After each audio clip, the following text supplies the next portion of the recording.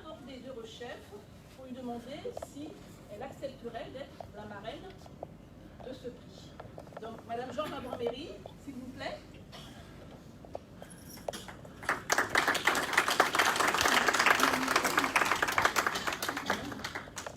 Bonsoir à tous. D'abord, le plaisir d'être avec vous pour un tel événement.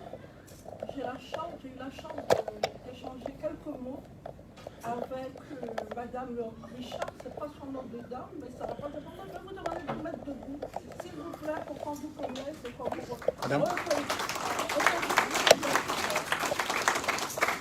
Je me suis lancée avec elle dans toute une discussion sur son livre qui est vraiment passionnant et qui présente un aspect de l'esclavage que nous ne connaissons peut-être pas.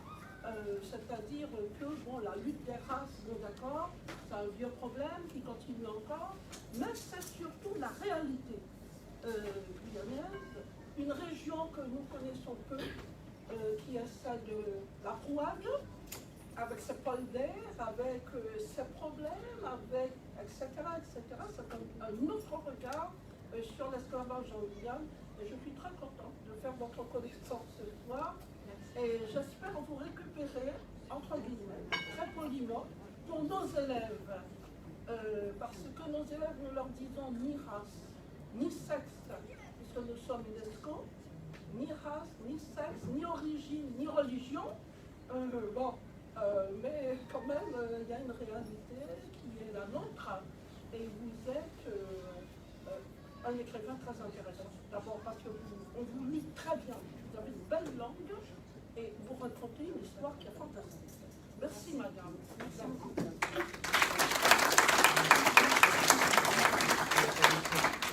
Alors, j'ai 2 secondes pour vous dire. Voilà, pas plus, 3 secondes. J'ai 3 secondes. Bon, madame, notre présidente, m'a fait l'amitié de me rencontrer à la CTG. Je ne la connaissais pas alors que je suis la copine de sa mère. Où est sa mère déjà? Juliette. Ah, elle est assise dans le fond. Et donc, elle m'a dit, écoutez, nous sommes en train de promouvoir... merci. Nous sommes en train de promouvoir un prix littéraire. Alors, un prix littéraire en Guyane, c'est fantastique. Elle me dit, j'aurais bien aimé que vous soyez notre marraine. Bon. Jusqu'à cette heure, je ne sais toujours pas à quoi ça sert une marraine dans un prix littéraire. Bon. Par contre, j'ai beaucoup apprécié d'abord l'idée. Partager avec je ne sais pas comment t'appeler. Bon. Écoute, président à vie maintenant, on a édité en Guyane l'anthologie des poètes, qui est un énorme pavé.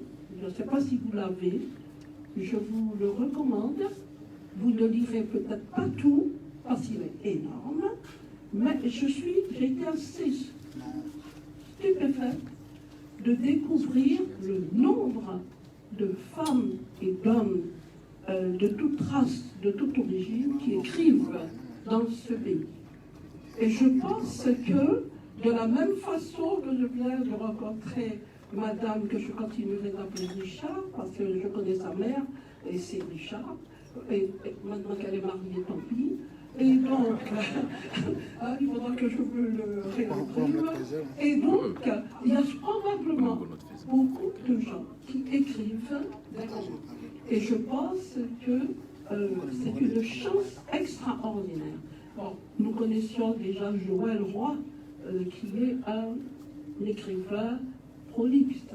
Mais les Guyanais peuvent écrire et décider que ça ne vaut pas la peine d'être publié, ou n'ont pas les moyens, ou ne savent pas comment faire, pour qu'ils aient accès à non seulement à l'édition, mais en plus aux achats, aux rencontres avec les lecteurs. Pourquoi ça m'a intéressée, j'ai fini après cela, c'est qu'en tant qu'inspectrice de l'éducation nationale, je suis une passionnée de lecture, bien sûr. Et j'aurais souhaité que tous nos enfants de Guyane aient un accès libre à la lecture. Alors, bien sûr, il y a toute espèce de livres maintenant. Il y a le livre de bain pour le bébé, etc., etc. Et il y a surtout les tablettes. Mais ce n'est pas un livre. Un livre, c'est quelque chose de très spécial, de très particulier, avec une rencontre presque physique, sensuelle, spirituelle. La preuve, j'ai été heureuse de m'aborder avec, parce que ça laisse des traces, et heureusement. Donc, notre projet, en tant que marraine, nous, UNESCO, ça va être de rester avec Madame et de pouvoir nous brancher, non pas pour l'éducation à la lecture, il y a des gens qui le font déjà, il y a beaucoup de gens qui s'occupent de livres, mais nous, c'est pour le développement du lieu de lecture. Alors, petite note heureuse. Quand j'ai été nommée inspectrice en Guyane, il n'y avait pas une seule affiche dans les rues de Cayenne. On commence à voir des affiches avec des textes à lire, avec des choses à voir, à comprendre, à déchiffrer. Ça, c'est déjà pas mal. La deuxième chose, le travail que fait Promo Livre, je ne lui ai jamais dit, mais c'est une engagée passionnée et elle fait des choses, c'est pas facile, mais il faut continuer, madame. La Guyane a besoin de vous. La troisième chose, c'est avec les collectivités, essayer de développer dans les établissements scolaires, dès la maternelle, des lieux de lecture, des lieux de rencontre, des lieux d'échange, des lieux de production. N'est-ce pas, Joël? Des lieux de production. Et donc, donner à l'enfant le goût du livre, le goût de la lecture. Et je finis. Quelqu'un m'a dit la semaine dernière avoir donné des livres à Matoury. Les enfants étaient très choqués de ne recevoir que des livres. Ils les ont laissés sur les bancs. Et ils sont partis. C'est la plus grosse catastrophe qui puisse nous arriver. Merci.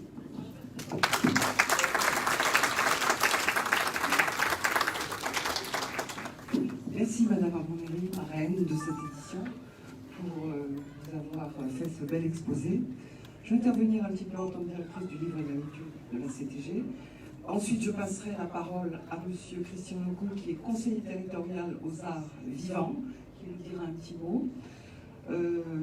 Vous avez effectivement dit qu'il fallait encourager la lecture. C'est ce que nous faisons au quotidien dans notre direction, avec les deux bibliothèques, avec le service économie du livre, où nous dispensons des crédits importants, à peu près 72 000 € par an, pour l'écriture. Il y a eu des projets qui ont été menés cette année, il y a eu Souvenirs d'enfance. Vous voyez peut-être à la télévision ces jours-ci des spots qui passent. Et ça a été donc un projet qui a été assez conséquent, qu'on a mené l'année dernière pendant le confinement. Il s'agissait de trouver des auteurs amateurs. Et donc nous avons eu 117 contributions, c'est beaucoup, c'est énorme. J'aime bien citer ce chiffre parce que ce n'est pas évident de dire, on vient de racontez-nous vos souvenirs d'enfance. Et les gens ont participé donc à ce projet, 117 personnes, on en a retenu 12. Et aujourd'hui c'est un livre qui s'appelle Souvenirs d'enfance, que vous aurez l'occasion de voir demain à la rentrée littéraire, parce qu'il y aura des auteurs qui seront là, il y aura Jacques Chinon, il y aura Guylaine Bourguignon, entre autres, ils sont 12, tout certainement que les 12 ne seront pas là. Je citerai simplement le travail qui est fait au niveau, rapidement, hein, c'est pour vous donner un petit peu un aperçu de ce qui se fait, parce qu'on ne sait pas toujours. La semaine dernière, nous étions à Sinnamary. Nous étions à Sinnamary nous avons réuni les bibliothécaires du territoire. Il y avait une trentaine de personnes qui étaient là, parce que souvent, on pense que on ne sait pas que ce qu'on fait en commune. En commune, il y a des bibliothèques. Elles sont petites, elles sont modestes, elles ne sont pas toujours avec du personnel formé, mais elles existent. Et donc notre travail, c'est justement de les structurer, de les aider, de les accompagner. C'est ce qu'on est en train de faire actuellement. Et j'étais très très contente de voir qu'on avait tous ces bibliothécaires qui étaient venus à Sinnamary, de Papa-Icheton, d'Apatou, de Grand-Santi, de Marie-Passoula, pour participer à ce séminaire. Voilà. Et puis pour le reste, eh bien écoutez, c'est un travail, comme je disais, au quotidien. On essaye, on a un portail qui est actuellement qui finit d'être construit et qui sera sera bientôt à disposition de tous pour commander des livres. On se met à l'heure du numérique aussi. Et le plus grand souhait, c'est que, il y a eu l'annonce hier, c'est que les bibliothèques puissent rouvrir. Parce que pour l'instant, ça fait 2 mois qu'elles sont fermées. Et c'est un souci parce que les enfants ne peuvent pas venir, les chercheurs ne peuvent pas venir pour faire des recherches au fonds patrimonial. Donc on espère très rapidement cette réouverture des bibliothèques. Juste ce petit mot que je voulais dire, et j'appelle M. Pissenko, je sais la parole, pour qu'il puisse dire un petit mot sur le prix Panamazonien.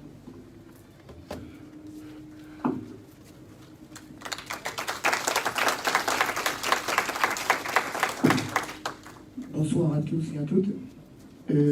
Tout d'abord, le président Serville s'excuse de ne pas être venu.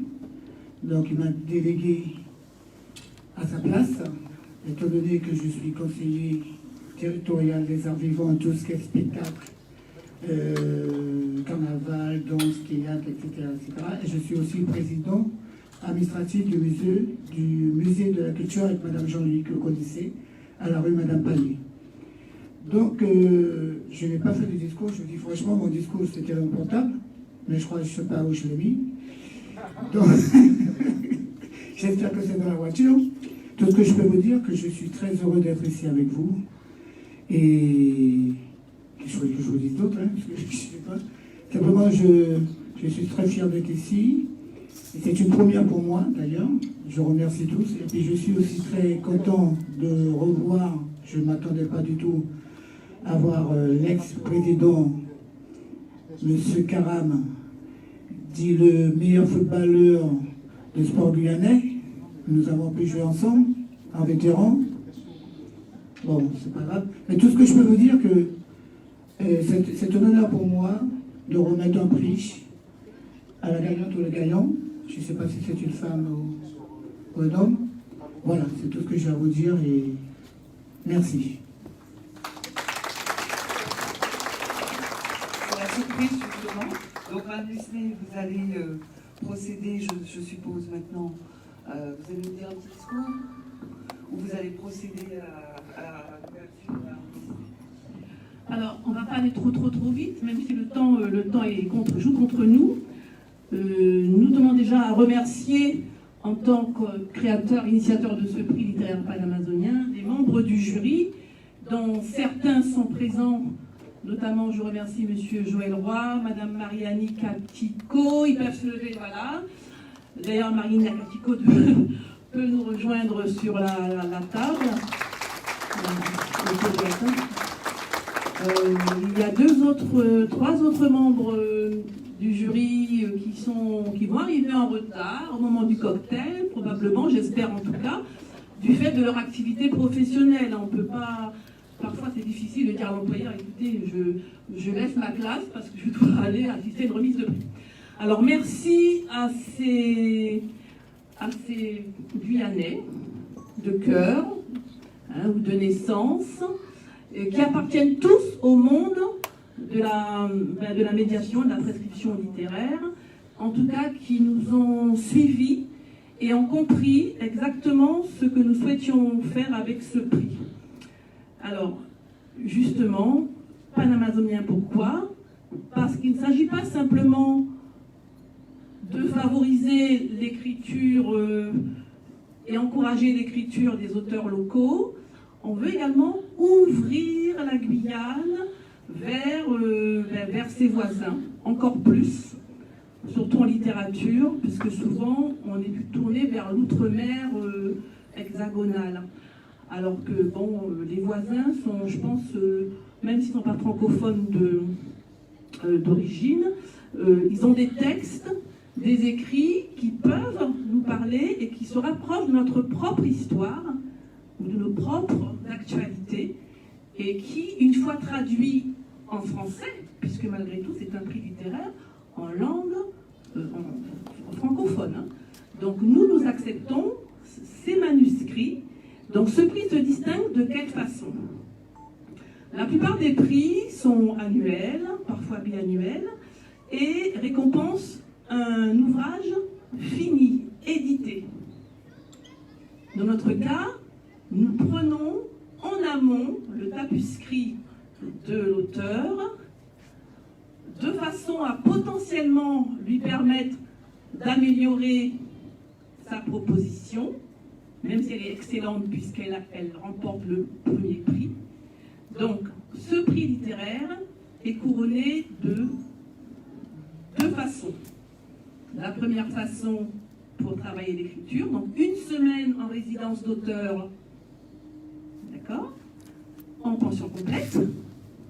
Donc ce n'est pas rien, c'est un effort que nous faisons. Et l'argent étant le nerf de la guerre, alors bien sûr nous sommes loin du concours avec leurs généreux 10 €, mais bon, avec peut-être des centaines de milliers d'ouvrages imprimés, nous ferons aux lauréats un chèque de 600 €. Tout ça pour encourager, favoriser, donner envie et récompenser. Et puis aussi, c'est un temps festif, puisque ponctuellement, quand nous allons nous rencontrer, nous allons pouvoir échanger de façon informelle autour d'un verre, hein, et parler littérature.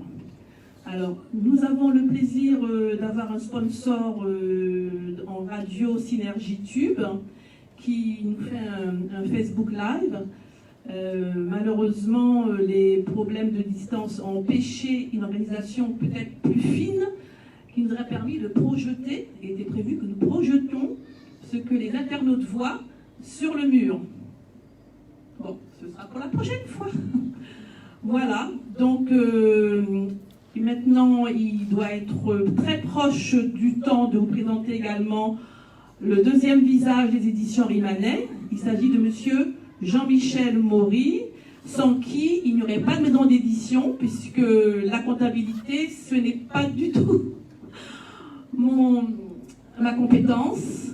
Donc nous sommes parfaitement en symbiose sur ça. Monsieur Maury.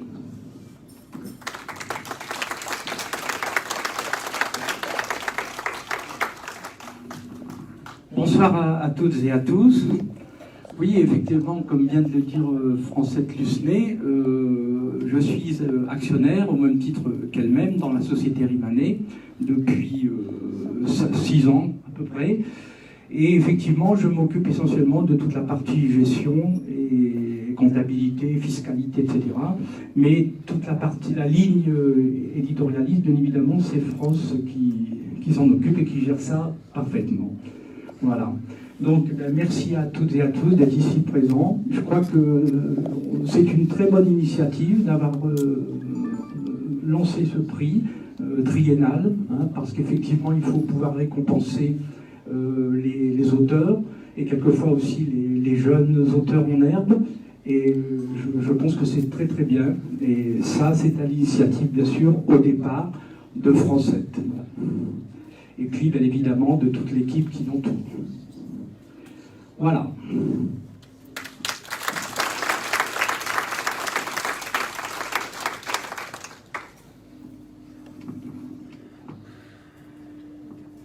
En même temps, je donne un petit coup d'œil sur le timing, tout se passe bien.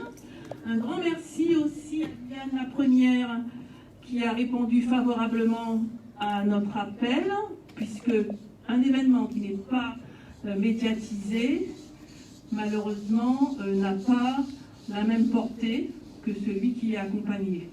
Donc, merci à Vienne la Première. Merci aux officiels, hein, donc je ne dirai pas leur nom, mais ils sont généralement placés au premier, voire au deuxième rang, sauf s'ils sont très timides, et là, ils sont au dernier rang. Et ça, voilà. Voilà, donc, j'aurais quand même souhaité passer la parole aussi à un membre du jury, pour quelques mots, pour que cette personne, non, il n'y en a que 2 de présents sur 5, puisse nous dire ce qui a motivé leur acceptation d'être membre de ce jury. Donc je peux donner la parole à Madame Attico, si elle veut bien venir nous rejoindre au pupitre.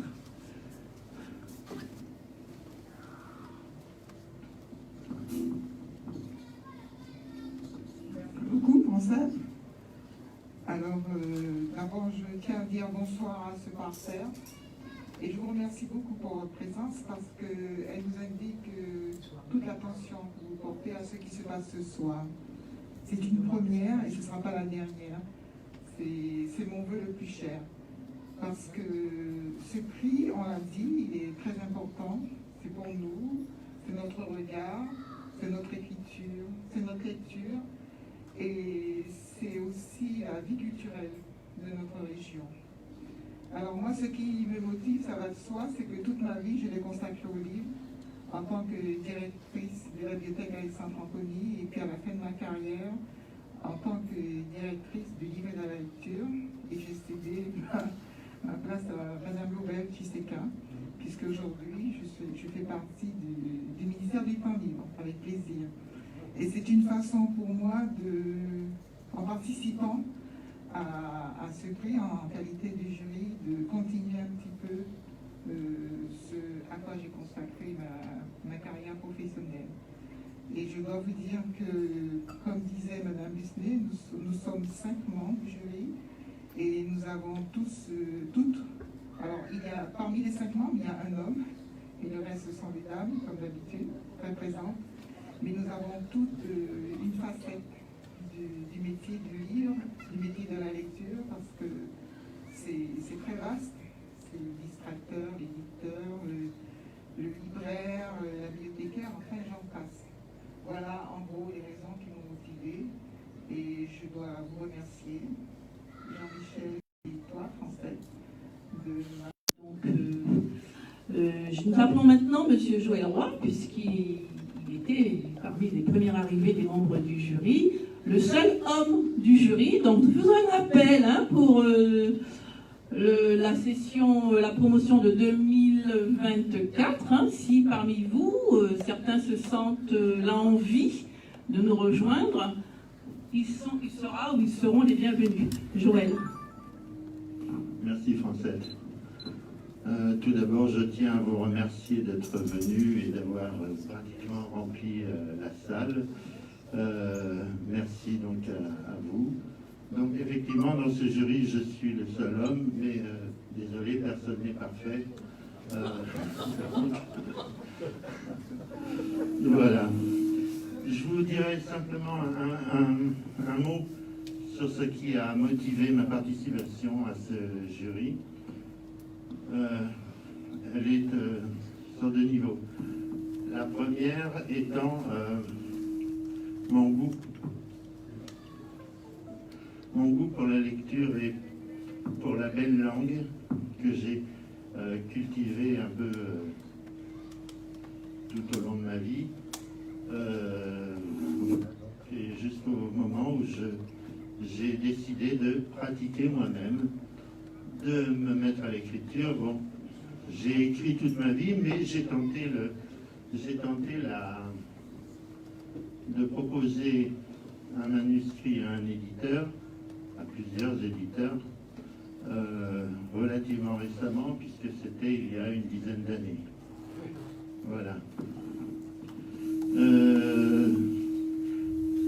Donc là, j'arrive à la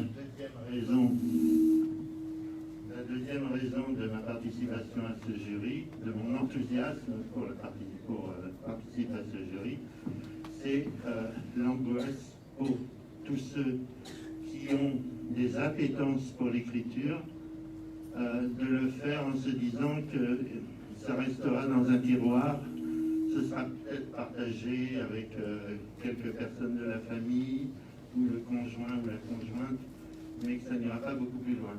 Et là, naturellement, ma motivation, c'était que nous puissions donner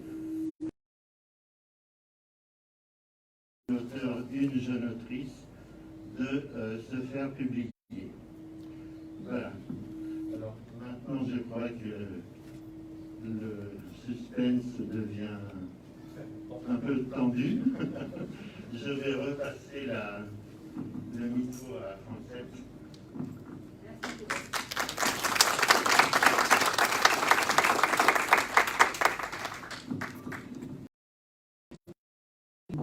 Nous fera le plaisir de aller le nom du lauréat. Parlons un petit peu des lauréats. Alors donc, lorsque cet appel à candidature s'est fait via les réseaux sociaux, nous avons reçu un certain nombre de tapuscrits et finalement, nous en avons sélectionné 5. Deux qui viennent d'auteurs, 3 qui viennent d'auteurs guyanais, non pardon, 2. Une autre en Guadeloupe et une qui fait la navette entre le Suriname et la Guyane. Alors, ce prix consiste, on va dire la contrainte de l'auteur sur ce prix, elle est simple. Nous acceptons tous les genres littéraires sauf la poésie pour des raisons malheureusement marchandes. Et il faut que ce manuscrit mette en exergue, réveille, révèle, projette des faits passés à venir, donc ça veut dire que la fiction est acceptée, de façon à ce que nous connaissions mieux notre histoire, celle de nos voisins. Nous avons étendu ce prix panamazonien à la Caraïbe, qui partage aussi une bonne partie de notre histoire pas si lointaine. Voilà, donc pour l'instant, effectivement, nous essayons